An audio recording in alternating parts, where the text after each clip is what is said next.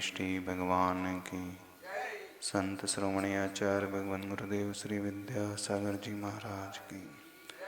पूज्य आचार्य श्री समय सागर जी महाराज की।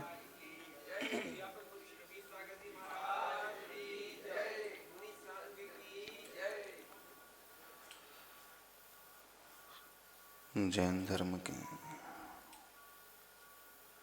वो सिद्धांत हैं जिन्हें जब हम अपने जीवन में अपनाते हैं, हमारा जीवन बड़ा सुंदर हो जाता है।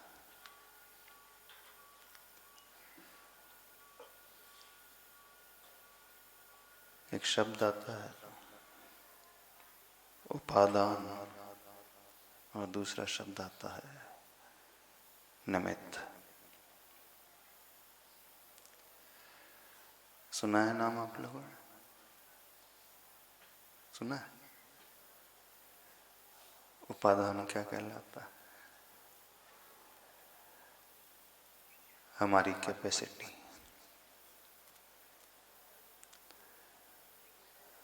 हमारी क्षमता जो हमारी अपनी होती है।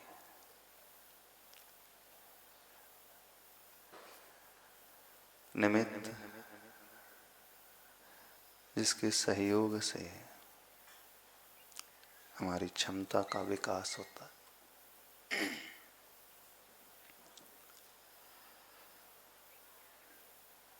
दोनों की आवश्यकता होती है जीवन में ऊपर उठने के लिए।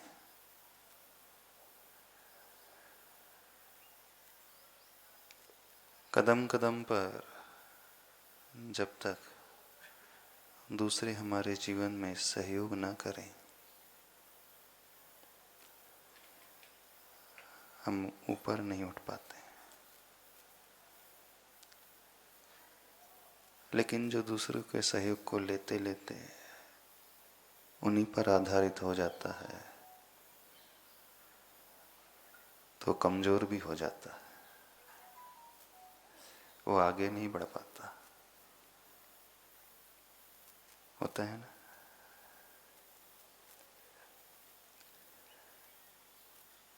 आप लोगों ने पीपल के वृक्ष वगैरह देखे हैं? नीम के वृक्ष देखे?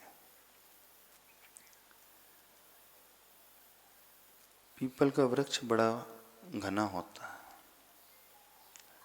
उसके तने में कई बार खाली स्थान भी हो जाता है।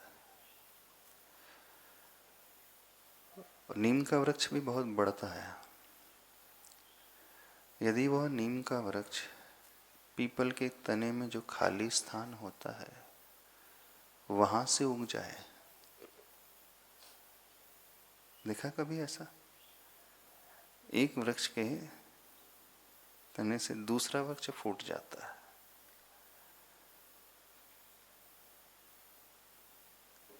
लेकिन उस समय नीम का वृक्ष ज्यादा ग्रो नहीं कर पाता। समझ रहे हो हम क्या कह रहे हैं? मूल में था वो पीपल का वृक्ष और बहुत प्राचीन।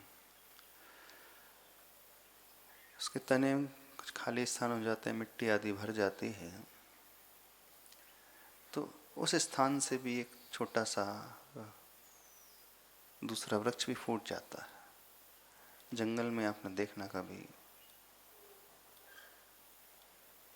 यदि वो नीम का वृक्ष स्वतंत्र रूप से आगे बढ़े तो उसकी विकास यात्रा बहुत लंबी हो जाती है।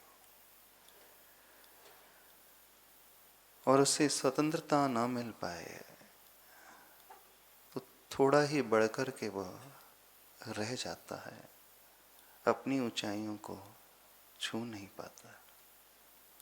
क्यों नहीं छू पाता है? पता है कारण? क्योंकि उसके पास स्थान ही ज्यादा नहीं होता है बढ़ने का। क्षमता तो उसके भीतर थी, लेकिन जहां से वो फूटा था उसकी जड़ें और नीचे नहीं जा पाती। चारों तरफ घनी छाया उस पीपल के वृक्ष की रहती थी तो उससे प्रकाश आदि भी इंडिपेंडेंटली नहीं मिल पाता, थोड़े ही बढ़कर वो रह जाता। ठीक ऐसे ही जो व्यक्ति हमेशा दूसरों पर आश्रित हो जाते हैं, वो सहयोगों को ही खोजने लगते हैं, वे ज्यादा आगे नहीं बढ़ पाते।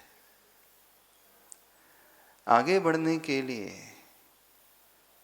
हमेशा हमें अपनी स्वयं की क्षमता को, स्वयं की उपादान शक्ति को जागृत करने की आवश्यकता होती है।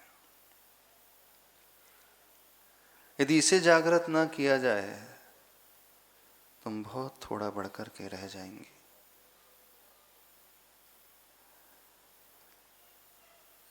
जो दूसरों पर डिपेंडेंट रहता है वो थोड़ा फिर दीनहीन भी हो जाता है। यदि मदद करने वाले ना मिले उसे तो हमेशा सोचते रहता है कि मुझे तो कुछ आता ही नहीं। जीवन में हमें ऊंचाइयों को छूने के लिए दूसरों की सहायता लेते हुए भी अपनी क्षमता की ओर, अपने उपादान की ओर हमेशा ध्यान रखना चाहिए।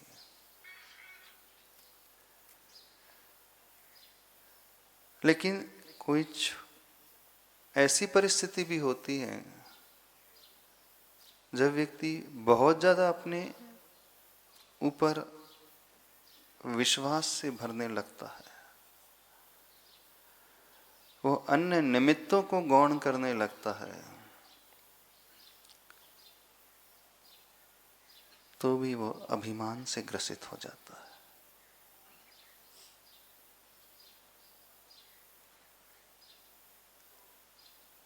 एक अभिमान उसे कॉम्प्लेक्स से भर देता है जिसे सुपीरियरिटी कॉम्प्लेक्स कहते हैं, और दीनता और हीनता का भाव उसे इंफीरियर बना देता है, वो इंफीरियरिटी कॉम्प्लेक्स के अंतर्गत आने लगता है। हमें यह समझना है जब जब हमारा अभिमान बढ़ने से लगे तो अपनी दृष्टि उन निमित्तों की ओर लाने की कोशिश करें जिनकी मदद के बिना हम अधिक कुछ नहीं कर सकते।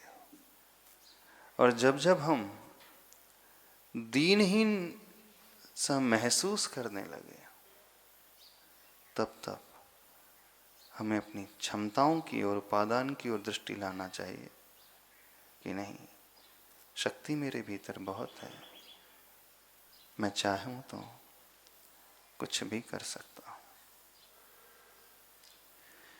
किसी भी कार्य की सफलता दोनों कारणों से मिलकर के होती है। एक हमारी अंतरंग की कैपेसिटी, दूसरा सराउंडिंग की सिचुएशन।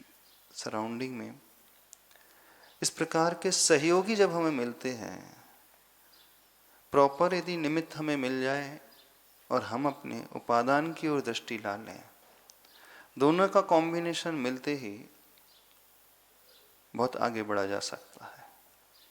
यदि हम एक को भी गौण कर दें, कार्य कभी नहीं हो सकता।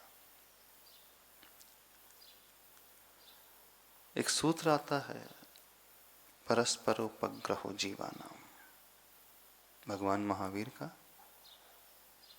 दिया हुआ सूत्र है ना, देखा होगा आप लोगों ने।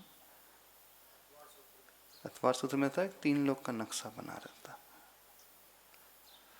और नक्शे के वो नीचे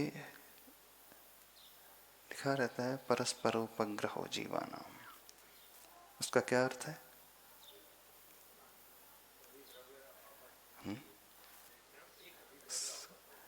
हर जीव को परस्पर में उपग्रह करना चाहिए, उपकार करना चाहिए, एक दूसरे के प्रति हेल्पिंग नेचर की भावना को लाना चाहिए। तो जो जीव होता है वो तभी अच्छे से जी सकता है जब एक दूसरे के साथ मिलकर के चले, एक दूसरे की केयर करे, उसके दुख दर्द को समझे, तब हम बहुत अच्छे से आगे बढ़ पाते हैं। तो बिना निमित्त के हम आगे भी नहीं बढ़ पाते हैं। लेकिन जब हम उपादान को देखते हैं तो एक और शब्दावली आती है, वो द्रव्य स्वयं आगे बढ़ता है।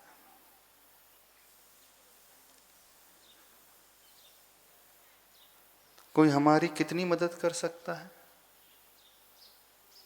बताइए? एक स्टेज तक वो आपकी मदद कर सकता है, फिर आपको स्वयं अपने पैरों पर चलना होता है। जब बच्चा बड़ा होता है ना, माँ पिता उसका सिर्फ हाथ पकड़ सकते हैं, लेकिन चल नहीं सकते। थोड़े समय तक के लिए उसे गोदी में उठा सकते हैं, बाद में जाकर के वो स्वयं अपने पैरों पर खड़ा हो जाता है और चलना शुरू कर देता है।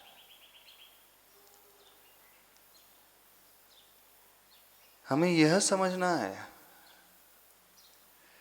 कि हम अपने उपादान और सहयोगी को कितना देखते हैं, कितना उन्हें साथ लेकर के चलते हैं। उपादान हर द्रव्य की एक शक्ति होती है। यदि उपादान की ओर दृष्टि न हो तो भी आप आगे नहीं बढ़ पाओगे, और हमेशा दूसरों की ओर दृष्टि हो तो भी आप आगे नहीं बढ़ पाओगे। मेन इंपॉर्टेंस हमारी अंतरंग शक्ति का होता है, जिसे उपादान शक्ति कहते हैं। वह जागृत होते ही व्यक्ति फिर सब कुछ कर सकता है। जब जब व्यक्ति को बहुत ज्यादा ऐसा लगने लगे कि मैं कुछ नहीं कर पा रहा हूं, अंदर से वो हारने लगे, घबराने सा लगे, टूटने से लगे, कुछ विपरीत परिस्थितियों को फेस करके,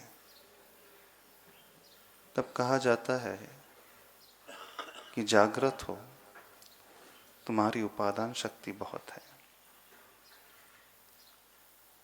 एक उदाहरण के माध्यम से आपको बात समझाता है। एक कहानी आप सब लोगों ने शायद सुनी होगी।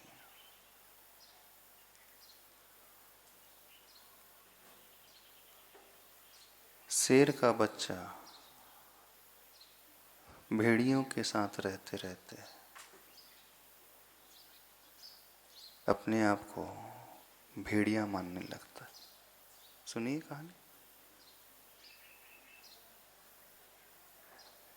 शेर का बच्चा था, अपने झुंड से अलग हो गया था, बिछुड़ गया था। छोटी सी अवस्था थी।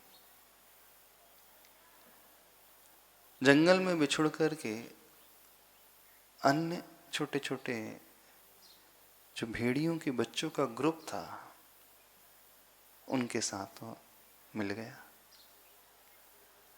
जो कि बाल्य अवस्था होती है, उसमें पता ही नहीं रहता है हम कौन हैं, हमारी पहचान क्या है, हमारी शक्ति क्या है, हम किस प्रकार के हैं। तो भेड़ियों के ग्रुप में रहते रहते समय बीत गया और वो बड़ा हो गया। वो भूल गया था कि मैं शेर का बच्चा हूं। वो शिकार भी बिल्कुल भेड़ियों की भांति ही करने लगा और अपने आप को क्या मानने लगा? भेड़िया हूं। जब बड़ा हो गया, जंगल में घूमने लगा, एक शेर दिखता है, ये तो हमारे जाति का है, इनके साथ कैसे रहेगा? उसे पकड़ करके ले आते हैं एक सरोवर के निकट। सरोवर में वो अपनी छाया देखता है, फिर शेर की ओर देखता है, फिर अपनी छाया देखता है। सुनी कथा या नहीं सुनी? स्कूल में शायद पढ़ी भी होगी सभी ने। पढ़ी है ना? वो शेर जो उसे पकड़ करके लाया था वो दहाड़ता है, तो उसकी दहाड़ सुन करके वो भी बोलता है तो बिल्कुल मेरे जैसा ही है। वह भी कोशिश करता है और धीरे धीरे वह भी दहाड़ने लगता है। था तो वो शेर, लेकिन भेड़ियों के संग रहते रहते अपने आप को भेड़िया मानने लगा था। जब उसे शेर मिलता है तो वो अपनी पहचान को प्राप्त कर लेता है। वो समझ जाता है कि मैं भी भेड़िया नहीं हूं, मैं तो हूं इन्हीं शेर की भांति। तो जैसे ही हम ये पहचान लेते हैं कि हम क्या है, अर्थात हमारी शक्ति क्या है, तुरंत जागृति पैदा हो जाती है, स्फूर्ति से भर उठता है व्यक्ति। तो वह पहचान उपादान की अभी तक प्राय किसी की हो नहीं पाई है। हम उसे जानना सीखें कि हमारी उपादान शक्ति कितनी बड़ी है, और इसे ही न जान करके व्यक्ति हमेशा दीनहीन बना रहता है। शेर होते हुए भी वह भेड़ियों की भांति भोजन करता था, उन्हीं की भांति वो रहता था, उन्हीं की भांति वह शिकार करता था। ग्रुप में ही वो जाता था, झुंड में ही जाता था, वो अकेला कभी विचरण करता ही नहीं था, क्योंकि वो पहचान ही नहीं पाया था अपने आप को। तो जैन धर्म ये कहता है हर एक के भीतर वह उपादान शक्ति है। कौन सी उपादान शक्ति? कौन सी शक्ति है आपकी? आप क्या मान रहे हो अपने आप को? बताइए, क्या मानते हो? भेड़िया? इंसान? भगवान? क्या मानते हो? छिपी है अंदर, उसे देखना है। जब कोई हमें दिखा दे तो हम पहचान जाएंगे। व्यक्ति की भटकन सिर्फ उपादान शक्ति को नहीं पहचानने के कारण, उसकी कमजोरी सिर्फ अपने शक्ति को की ओर दृष्टि नहीं करने के कारण। आज का हर इंसान अपने उपादान को भूला हुआ है। अब ये उपादान शक्ति दूसरे शेर ने नहीं पैदा की, उसे उसके भीतर ऑलरेडी थी, वो जन्म से थी। तो ये हरेक के भीतर शक्ति मौजूद है, बस उसे पहचाने हम समझे। कोई अन्य जीव उस शक्ति को डाल नहीं सकता हमारे भीतर, वो इनबिल्ट है, जब से हम हैं तब से है। उपादान की दृष्टि से कोई हमारी हेल्प नहीं कर सकता। अब दूसरा फैक्टर आता है, दूसरा पक्ष आता है निमित्त का। शक्ति तो हमारी है, लेकिन बिना निमित्त के वह शक्ति कभी जागृत भी नहीं हो सकती। जानने की शक्ति हमारी है, ज्ञान हमारे भीतर है, बुद्धि हमारे भीतर है, लेकिन बुद्धि होते हुए भी बहुत सारे लोग ज्ञान नहीं प्राप्त कर पाते। क्यों? क्यों नहीं कर पाते? एक वे होते हैं जो उस ओर ध्यान ही नहीं देते हैं कि हमारे भीतर पावर है। दूसरे वे होते हैं जिन्हें इस प्रकार का समागम नहीं मिलता है, योग्य मार्गदर्शक नहीं मिलता, टीचर नहीं मिलता, गुरु नहीं मिलता है, शक्ति होते हुए भी नहीं पहचान पाते। अब देखना, उदाहरण एकलव्य का उठा करके देखो। सबने महाभारत में देखा होगा। एकलव्य बहुत बड़ा धनुर्धर बन गया। किसके बल पर बना? बताइए।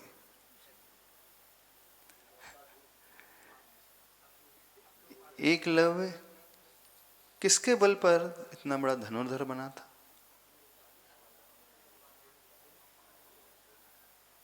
स्वयं को पहचान करके? नहीं, थी उसी की शक्ति। सीखा स्वयं ने कि गुरु के माध्यम से? बताओ। स्वयं के माध्यम से सीखा कि गुरु के माध्यम से सीखा? बताओ। द्रोणाचार्य ने सिखाया था? देखना, समझना, विषय को समझने की कोशिश करना। द्रोणाचार्य ने कभी एकलव्य को नहीं सिखाया कैसे निशाना लगाया जाता है, कैसे धनुष पकड़ा जाता है, कैसे तीर चढ़ाया जाता है, कितनी दूरी रखी जाती है, कभी नहीं सिखाया। नहीं सिखाते हुए भी एकलव्य द्रोणाचार्य से सीखा। सीखा कि नहीं? यदि नहीं सिखाते तो उसे मूर्ति बनाने की आवश्यकता नहीं पड़ती। भले ही उसने मिट्टी की बनाई थी, शक्ति उसकी स्वयं की थी, होते हुए भी उसे आवश्यकता पड़ गई उस शक्ति को उद्घाटित करने की।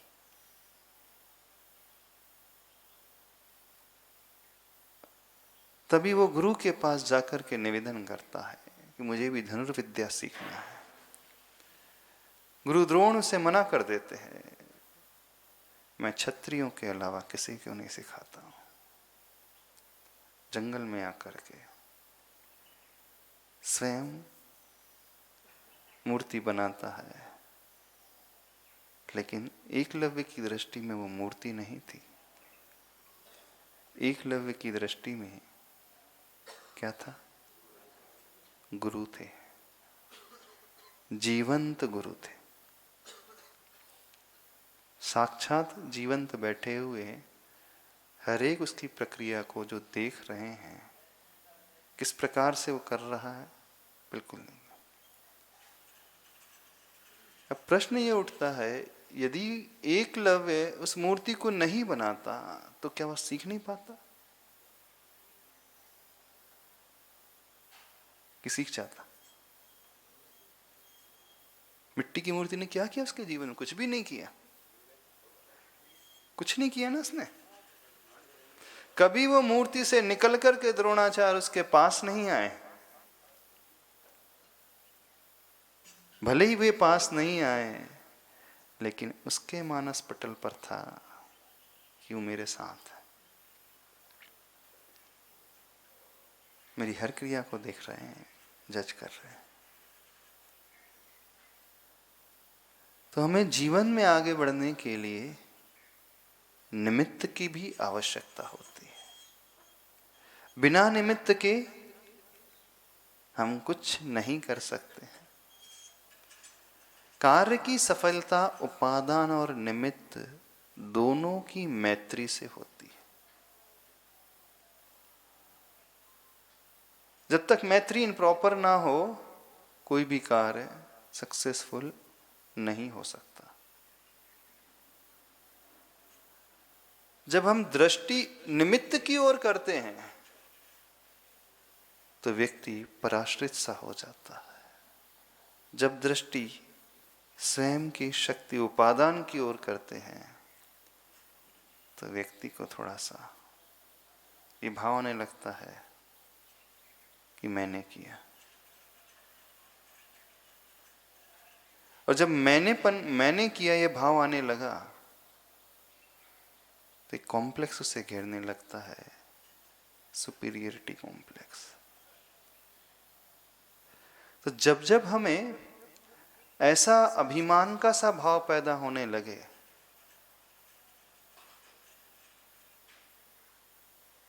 तो कहना, सोचना, बिना निमित्त के तो मैं कुछ कर ही नहीं सकता, तो हमारा अभिमान एकदम डाउन हो जाएगा। और जब जब बहुत ज्यादा दीनता का भाव अंदर ही अंदर पैदा होने लगे, कई बार ऐसी परिस्थिति निर्मित हो जाती है कि व्यक्ति एकदम निराश हो जाता है, उसे कुछ भी नहीं समझ में आता, कुछ भी नहीं सूझता। जब कुछ भी नहीं सूझ रहा हो, बहुत ज्यादा इंफीरियर हम फील कर रहे हो, उस समय दृष्टि उस उपादान की ओर लाने की है। उपादान की ओर दृष्टि आते ही एक चेतना अंदर से जागृत हो जाएगी। तो आज तक हुए हो रहा है, हम न तो अपने उपादान को पहचान पा रहे हैं और न ही निमित्त के इंपॉर्टेंस को पहचान पा रहे हैं। दोनों को नहीं पहचान पा रहे। जब जब कार्य में सफलता मिलने लगती है तो व्यक्ति ये कहने लगता है कि हम कर रहे हैं। जब जब उसे विफलता मिलती है, असफलता मिलती है, तो क्या होता है? अब उसका दूसरा पक्ष एक और आता है। कुछ लोगों की आदत असफलता में क्या होती है? बोले राहुल, क्या होती है? जब भी कोई काम बिगड़ता है क्या करते हो? हाँ, दूसरों को देखते हो ना। हाँ, लाइफ में तो काम बिगड़ा है, उसने बिगाड़ा। हाँ, समय पर वो आता ही नहीं है, मीटिंग का टाइम था। अधिकांश लोगों की आदत होती है असफलता में वो दोषारोपण निमित्तों पे करते हैं और सफलता में क्या करते हो? तब क्या बोलता है व्यक्ति? मैंने किया।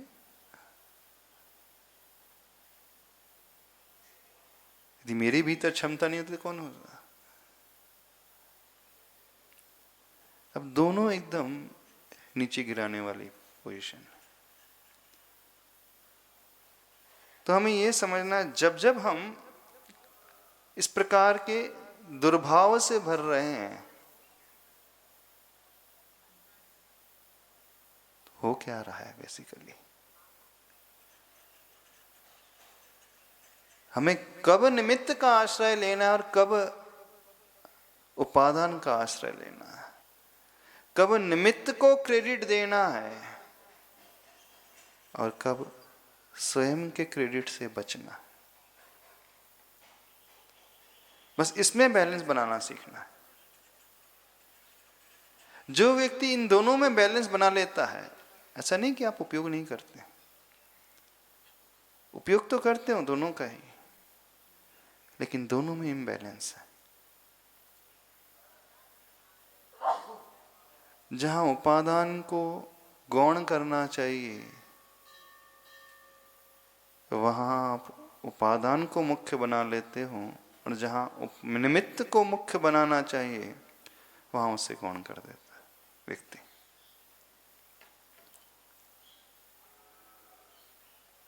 जीवन में मधुरता बस इसी से आती है, इस समझ से आती है। बिना उनके, बिना द्रोणाचार्य के एकलव्य ने कुछ भी नहीं सीखा, लेकिन द्रोणाचार्य ने एकलव्य को कुछ भी नहीं सिखाया। विपरीत बातें हैं दोनों। बिना द्रोणाचार्य के एकलव्य ने कुछ नहीं सीखा, लेकिन द्रोणाचार्य ने एकलव्य को कुछ भी नहीं सिखाया। वस्तुस्थिति यही थी, लेकिन एकलव्य की दृष्टि में ये नहीं थी।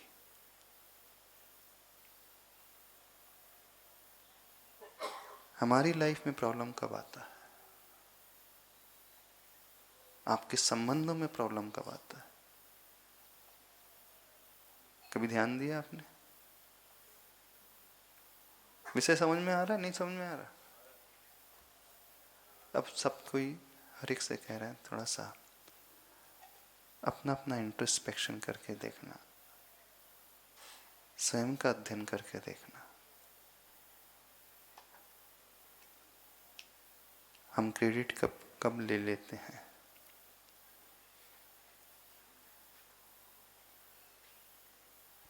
बच्चा बहुत पढ़ा लिखा है और माँ बाप पढ़े लिखे नहीं है, तो बच्चा क्या कहता है कि माँ बाप के आशीर्वाद से मैं पढ़ा हूँ। सभ्यता तो यही है ना। क्रेडिट किसको देता है? माँ बाप को। पिताजी का आशीर्वाद था, माँ का आशीर्वाद था। यदि वो ऐसा कहने लगा मेरे माता पिता तो पढ़े लिखे हैं ही नहीं, मैं अपनी दम पर पढ़ा हूं, ये क्या माना जाएगा? फैक्ट तो यही, तब अपनी दम पर पढ़ा है, क्योंकि माता पिता चौथी पास थे और वो बहुत बड़ा डॉक्टर बन गया है। फिर भी बिना उनके आशीर्वाद के वो आगे नहीं बढ़ पाया।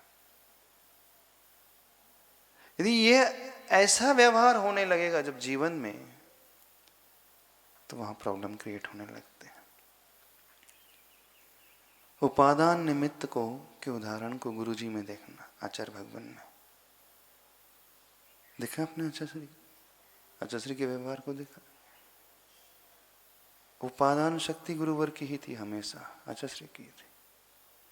जितने भी बड़े बड़े कार्य हुए, सिर्फ उनकी शक्ति के कारण। आप जहां बैठे, हम जहां बैठे हैं, क्या लगता है आप लोगों के कारण क्षेत्र बना? नहीं बनाया तो आप ही लोगों ने, श्रावकों ने बनाया ना। श्रावकों ने बनाया।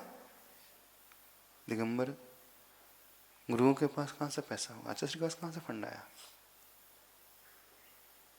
पर यदि वे नहीं होते तो बनता भी नहीं। वे प्रेरणा नहीं देते, आशीर्वाद नहीं देते, मार्गदर्शन नहीं देते, कुछ होता भी नहीं। वे नहीं आते तो पाई भी नहीं आती। अब मेन कर्ता धर्ता वे हैं। कर्ता धर्ता होते हुए भी वो क्रेडिट किसे देते? किसे देते थे? अपने गुरु को और सामूहिक आप लोगों के पुण्य को। आप जीवन में क्या करते हो? क्या करते बताइए? हमने किया है। बस जैसे ही ये वाला भाव आया, जैनाचार्य कहते हैं नहीं, दृष्टि उपादान की ओर नहीं, अब दृष्टि निमित्त की ओर लाना सीखे। और जब अंदर ही अंदर घबराहट का भाव आने लगे, तो दृष्टि उपादान की ओर। मेरी शक्ति बहुत है, मैं कुछ भी कर सकता हूं। उपादान की विवक्षा में कोई किसी की मदद नहीं कर सकता, और निमित्त की विवक्षा में बिना मदद के हम एक कदम भी आगे नहीं बढ़ सकते। उपादान की विवक्षा में कोई किसी को नहीं पढ़ा सकता। पढ़ा सकता है, एक टीचर है 50 बच्चों को पढ़ाता है, लेकिन कुछ ही बच्चे 90% अब वो स्कोर कर पाते हैं, बाकी के 3rd डिवीजन में रह जाते हैं, 2nd डिवीजन में रह जाते हैं। यदि टीचर ही पढ़ा रहा था तो सारे बच्चे 90+ में आ जाते हैं। आ जाना चाहिए था, नहीं आ सकते, क्योंकि जितनी क्षमता होगी, जितनी कैपेबिलिटी अंदर की होगी गुणों की दृष्टि से, तो ही वो ऊपर उठ सकते हैं, अथवा जितना उनके ज्ञान का क्षयोपशम होगा तो पढ़ते हैं। लेकिन बिना टीचर के ज्ञान भी नहीं मिल सकता। तो जब जब हम बहुत सक्सेसफुल होने लगे अपने जीवन में, बहुत जल्दी ऊंचाइयों को छूने लगे, बहुत कुछ पाने लगे, ये बड़ी खतरनाक स्थिति होती है अंदर से गिरने की। कई लोग यहीं आकर के गिरते हैं, कई लोग गिरते हैं आकर। धीरे धीरे मन कहने लगता है आखिर सारी मेहनत तो हमारी ही है। विचार आने लगता है कि कईयों को विचार आने लगता है। बस ये विचार जहां पैदा हुआ, वहीं हमें एक कर्म घेरने लगता है, वो आवरण डालने लगता है, वहीं अंतराय कर्म बनने लगता है। और उसके बाद आप महसूस करना, कितने भी टैलेंटेड आप क्यों ना हो, आपको एकदम क्लिक नहीं कर पाएगा, एक अंधेरा सा छाने लगेगा। और जैसे ही हम क्रेडिट अन्यों को देने लगते हैं, उस समय भी एक कर्म बनता है हमारे साथ,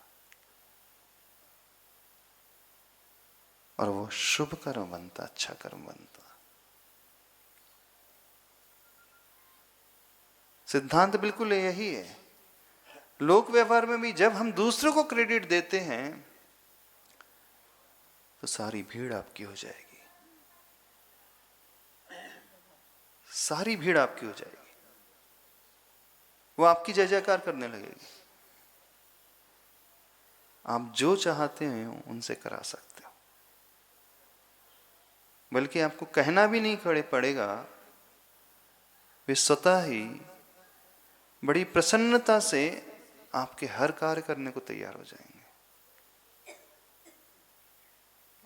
आजमा करके देखो, कोई ग्रुप कोई कार्य करता है, उसमें सफलता आती है, और जो लीडर क्रेडिट अपने सबऑर्डिनेट को देने लगे, सबऑर्डिनेट मीन्स उसके नीचे काम करने वाले लोग हैं, तो सारे सबऑर्डिनेट्स, सारा स्टाफ उसकी जय जयकार करता है वह, और आंख मूंद करके उसके पीछे खड़ा हो जाता है। और यदि आप एक कार्य की सक्सेस में सबको इग्नोर करके कहो कि मैंने किया है, आपके हितैषी भी आपके पीछे आ जाते, आपसे हटने लगते हैं। जो आपके अपने हैं वह भी दूर होने लगते हैं। होता है कि नहीं? क्यों व्यक्ति निमित्त को इंपॉर्टेंस नहीं देता है? क्यों आप दूसरों को क्रेडिट देने से कतराते हो? क्यों कतराते हो? हाँ? बस इसे संभालना सीखे जीवन में। जो जितना बड़ा होता है वो वेटेज कभी नहीं लेता से, अच्छा से कभी नहीं लेते थे। फैक्ट यही था, करते हुए ही थे। बिना उनके आशीर्वाद के कुछ कभी हो नहीं सकता था। लेकिन वो सब निमित्तों पे डालते थे। और जैसे ही हम निमित्तों पे डाल देंगे, हम बहुत बड़े भार से मुक्त हो जाएंगे। व्यक्ति एकदम रिलीफ फील करता है और एक अंतरिंग का वो भार उतर गया। आप एक अलग ही एनर्जी से भर उठोगे। और कर्म सिद्धांत के अनुसार उस समय व्यक्ति सबसे ज्यादा तीव्र पुण्य कर्म मानता है।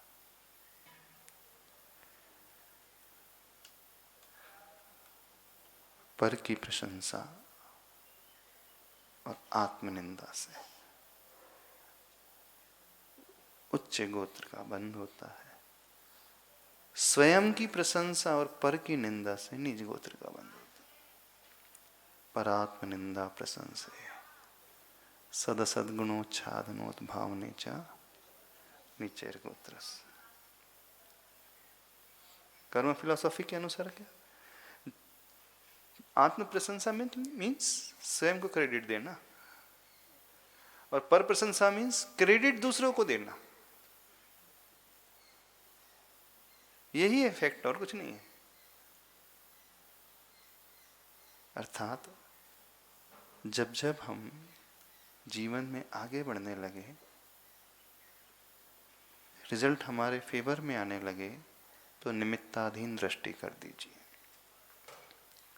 और जब जब हम असफल होने लगे तो उपादान प्रधान दृष्टि कर दीजिए। जब जब हमें निराशा घेरने लगे, घबराने लगे, तो तुरंत अपने उपादान को देखने की कोशिश करें, शक्ति को पहचानने की कोशिश करें, जैसे वो शेर।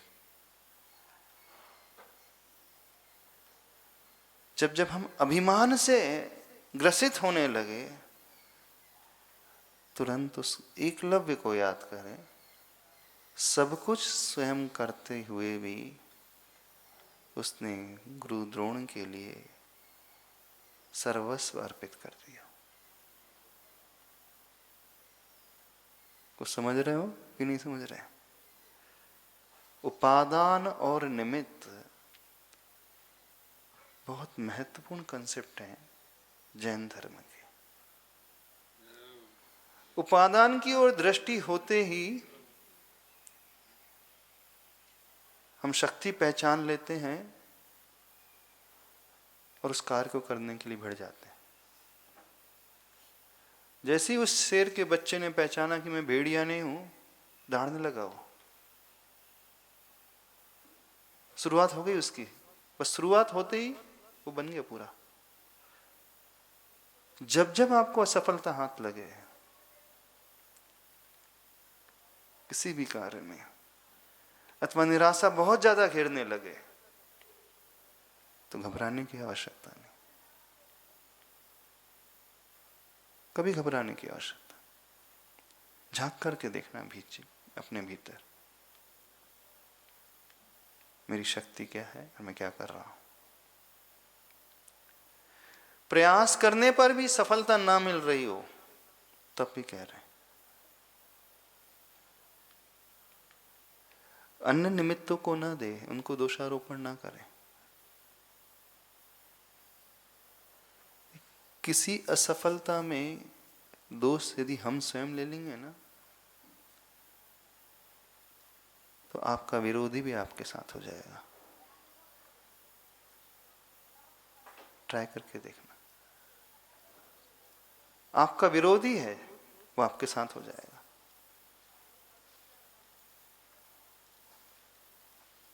और क्रेडिट स्वयं लेते हुए साथ वाला भी विरोधी हो जाता है। इसमें बैलेंस बनाना सीखे जीवन में। ये उपादान निमित्त, वैसे तो शास्त्रों में लिखा है, उपादान की दृष्टि में एक द्रव्य दूसरे द्रव्य का कुछ नहीं कर सकता। कोई किसी के लिए कुछ नहीं कर सकता। टीचर हमारे भीतर बुद्धि नहीं भर सकता, ज्ञान की क्षमता को नहीं बढ़ा सकता। वो क्षमता तो हमारी रहेगी, वो सिर्फ रास्ता दिखा सकता है। माइलस्टोन कभी हमें मंजिल तक पहुंचा नहीं सकता। माइलस्टोन निमित्त है, वो दिशा बताने वाला है, दूरी बताने वाला है, यहाँ से कितनी डिस्टेंस है और किस डायरेक्शन में जाना है, ये काम कर सकता है।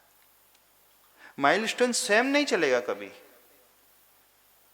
चलना स्वयं हमें पड़ेगा, वो दिग्दर्शक रहेगा। पर यदि माइलस्टोन ना हो तो भटक जाता है व्यक्ति। उसका इंपॉर्टेंस है भी और नहीं भी है। समझ रहे हो नहीं समझ रहे?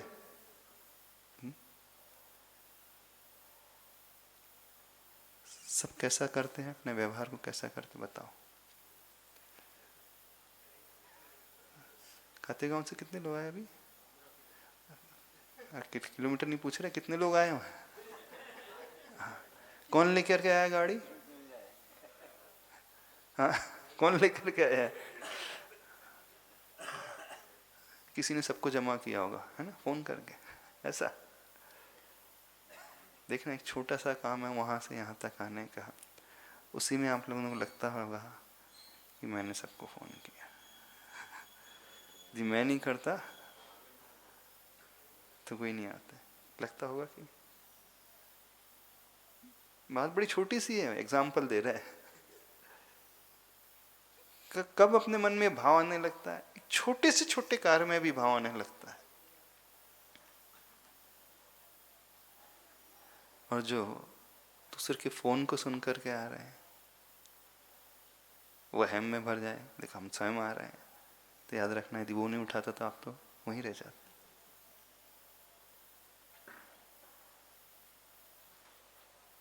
हर छोटी सी छोटी सिचुएशन में व्यक्ति कैसा होगा, बस हमें ये एनालाइज करना है कब हमें निमित्त को वेटेज देना है, कब हमें उपादान को वेटेज देना। छोटा सा एग्जांपल दे, घर में आप डेली महिला वर्ग भोजन बनाती है, अच्छा सब्जी बनाती है,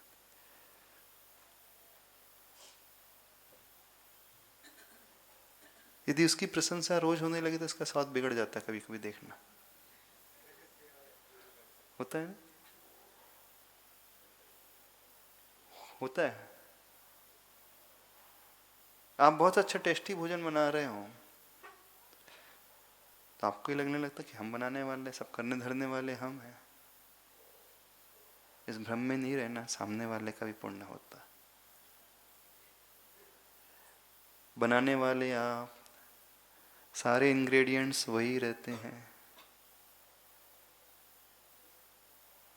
कभी कभी वो बिगड़ क्यों जाता है टेस्ट।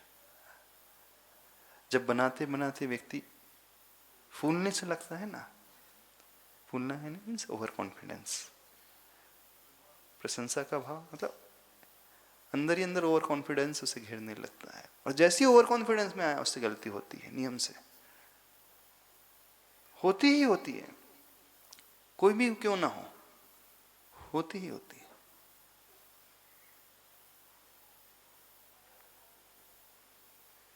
लेकिन जब जब हम अंदर से बिल्कुल ऐसे होने लगे, उस समय भी हम कहना चाह रहे हैं कि देखें, हम टेम्परेरी फेज रहता है, उपादान हमारा बहुत बड़ा है। सबका उपादान कैसा है? जैसे भगवान है ना, मंदिर में बैठे हुए भगवान है ना, आप सब कौन हो?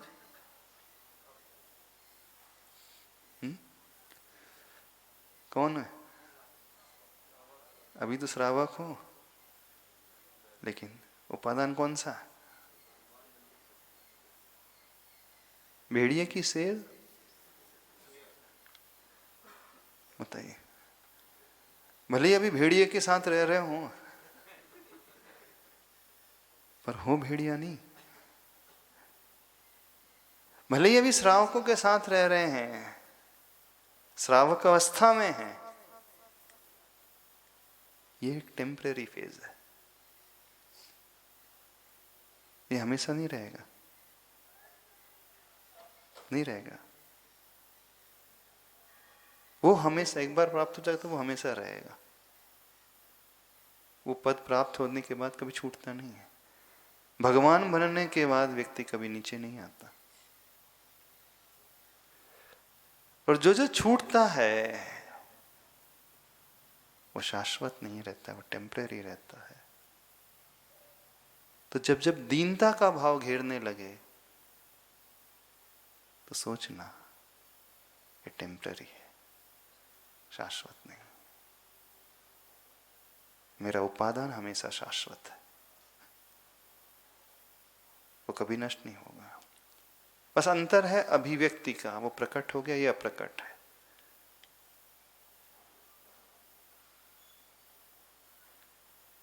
कुछ समझ में आ रहा, नहीं समझ में आ रहा?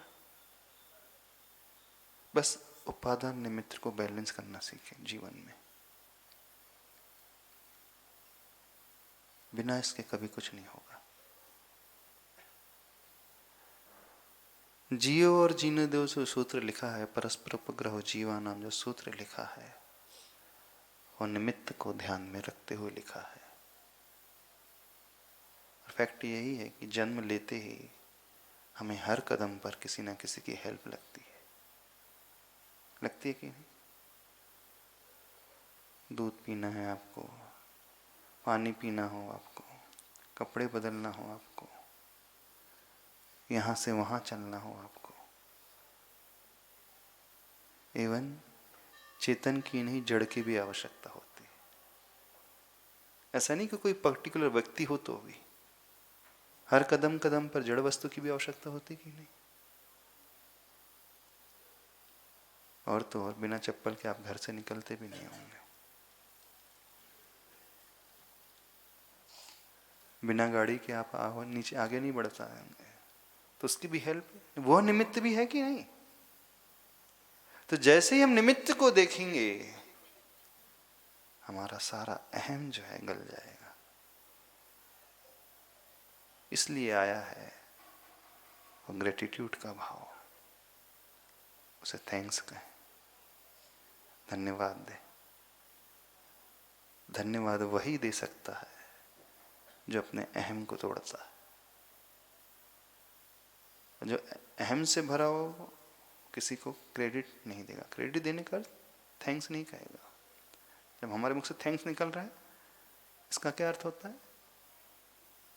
कि आपके कारण हुआ, आपने हमारी हेल्प की, तभी थैंक्स बोलते ना आप। तो चेतन ही नहीं, कदम कदम पर जड़ वस्तु भी हमारी हेल्प करती है। आपके कपड़े हेल्प करते हैं ना, इस चटाई पे बैठे हो, इस चश्मे से देख रहे हो, इस माइक से आवाज आप तक पहुंच रही है, ये क्या चेतन है? नहीं, ये भी जड़। देखिए अपन कितने पराश्रित हैं और कितने स्वाश्रित हैं। उपादान की दृष्टि से हम पूर्ण रूप से स्वाश्रित हैं और निमित्त की दृष्टि से हम पूर्ण रूप से पराश्रित हैं। बस ये बैलेंस बनाना सीखें। तो जिंदगी को अच्छी बनाने के लिए हमेशा निमित्ताधीन दृष्टि, क्रेडिट दूसरे को देना सीखें। असफलता में उपादान वाली दृष्टि, स्वयं को दोष देना सीखें। हारते समय उपादान प्रधान दृष्टि, उसे पहचानना सीखें, अपने आप को पहचानना सीखें। जीतते समय उपादान को छोड़ने वाली दृष्टि, थैंक्स कहना सीखें। बस ये जीवन में आ जाएगा तो बहुत जल्दी विकास हो जाएगा। दुनिया में सबसे पहले उसका विकास होता है जो निमित्त को ग्रेटिट्यूड की भावना से भर करके देखता है। इसलिए मूलाचार में आया है, विनय मोक्ष का द्वार है। कौन मोक्ष पहुंचता है? सम्यक दर्शन ज्ञान चारित्र मार्ग है, विनय एंट्री द्वार है। यदि विनय आ गई तो समझना हम मंजिल में पहुंच गए। द्वार सबसे लास्ट में आता है। प्रवेश द्वार कब आता है? महल में पहुंच गए, इसका प्रवेश द्वार आ गया। दर्शन ज्ञान चारित्र सारी यात्रा तो करना पड़ता है, बहुत लंबी यात्रा है। तो निमित्त को हम क्रेडिट देते हैं तो समझना हम मंजिल में पहुंचने वाले हैं, और स्वयं को हम क्रेडिट दे रहे हैं तो समझना मंजिल से हम बहुत दूर हो रहे हैं। तो लाइफ में आनंद तब आता है जब हम परस्पर उपग्रह जीवानाम अर्थात निमित्ताधीन दृष्टि के सूत्र को अपनाते हैं। और ये बहुत महत्वपूर्ण सूत्र है। वैसे इसकी दूसरा पक्ष भी है सूत्र का, वो तो सैद्धांतिक दृष्टि से एक द्रव्य दूसरे द्रव्य का कुछ नहीं कर सकता, वो अलग पक्ष है, उसको कभी फिर और डिस्कस कर लेंगे। अब इतने ही रखते हैं। कोई डाउट तो नहीं है? अनेकांत का समझा तो दिया, कितने बार समझाया। हाँ। कुछ पूछना तो नहीं? पूछना नहीं, लेकिन अपने भीतर झांक करके देखना किन किन कदमों में हम स्वयं क्रेडिट ले लेते हैं। भले ही मुख से ना कहें, लेकिन अंदर अंदर तो गुदगुदी होने ही लगती है, होने लगती है ना। भले दुनिया से वो ना कहता हो, मन ही मन तो विचार आने ही लगता है, यार मैंने अच्छा तो काम कर लिया आज। आप लोगों को लगता है ना सवेरे सवेरे जल्दी आ जाते हैं तो क्यों? खाते का हृदय वाला लगता है ना, वो लोग तो आ ही नहीं पा रहे हैं, हम तो उठ करके आ जाते हैं। अच्छे तो हैं हम लोग। हाँ? अच्छे तो है ना, लगता है ना कि नहीं? जो नहीं आ रहे हैं उनसे तो अच्छे मानने लगे ना। ये हो गया पतन का रास्ता। अंदर ही अंदर प्रशंसा का भाव हो गया ना, क्रेडिट व्यक्ति उपादान को देने लगा कि आई एम समथिंग। ये विचार आते नहीं, आई एम समथिंग, मैं कुछ तो हूं। भले छोटा सा काम करते हैं, जैसे अभिषेक करते हैं, लगता है ना कुछ तो कर रहे हैं हम, बस खत्म, पतन का रास्ता शुरू। नहीं, हाँ, हम कुछ कर रहे हैं, ये प्रशंसा की ओर जाना वाला, ये गिरने का रास्ता। हाँ, ये भावना भाना वो भी अच्छा करे हैं, ये उन्नति का रास्ता।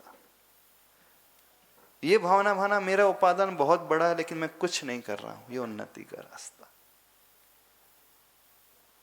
मेरी उपादान शक्ति भगवान बराबर है, मैं कुछ नहीं कर रहा हूं, ये उन्नति का रास्ता। मैं कुछ कर रहा हूं, ये गिरने का रास्ता। क्योंकि मैं आई एम समथिंग, ये विचार आते ही ये अभिमान का प्रतीक है। हम अभिमान की ओर आ रहे हैं, और जैसे अभिमान पैदा हुआ, कर्म बनने लगेगा। अभिमान का विचार आते ही हमारे माइंड में कुछ भी अच्छा नहीं सूझेगा। अंदर ही अंदर फूलने लगे। है बड़ा सूक्ष्म विषय, कब व्यक्ति बह जाता उसे पता ही नहीं चलता। चलिए इतने ही रखिए। आचार्य परमेश्वर विद्यासागर जी महाराज।